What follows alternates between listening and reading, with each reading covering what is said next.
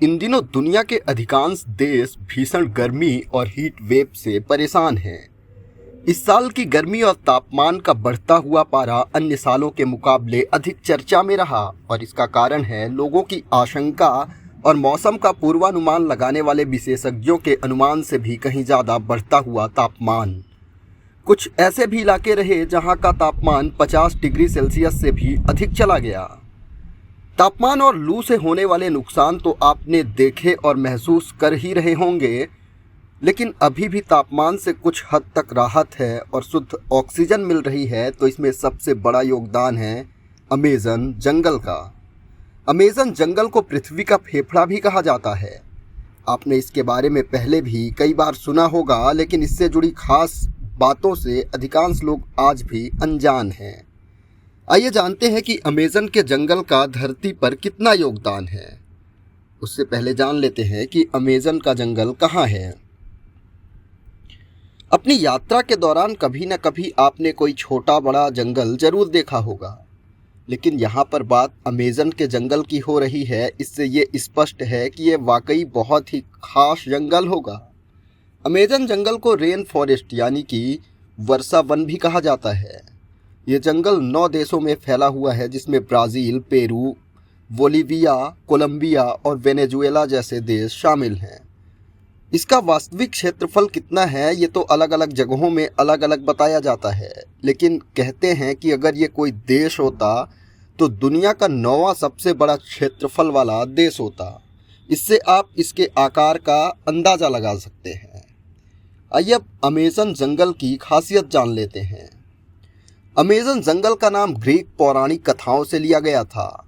इसे दुनिया का सबसे बड़ा रेन फॉरेस्ट यानी वर्षा वन कहा जाता है।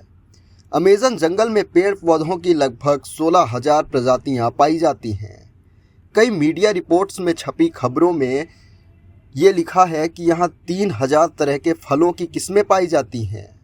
इसके अलावा हजारों तरह के औषधीय पौधे पाए जाते हैं। यहाँ लगभग 200 प्रजाति की पक्षियाँ और 25 लाख कीड़े मकोड़ों की प्रजातियाँ भी मिलती हैं। यहाँ कई खतरनाक जीव जंतु भी रहते हैं।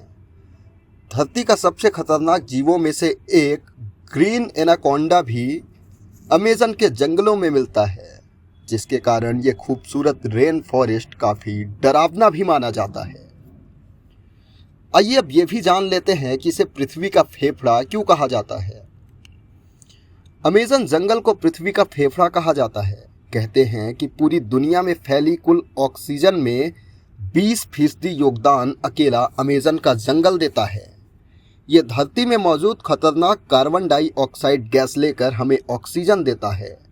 इतना ही नहीं, धरती में वर्षा कराने और बढ़ते तापमान को नियंत्रित करने में भी ये जंगल बड़ा योगदान देता है। ग्रीन हाउस गैसों के प्रभाव को कम कर हमें राहत देता है। यही कारण है कि इस जंगल को धरती का फेफड़ा कहा जाता है।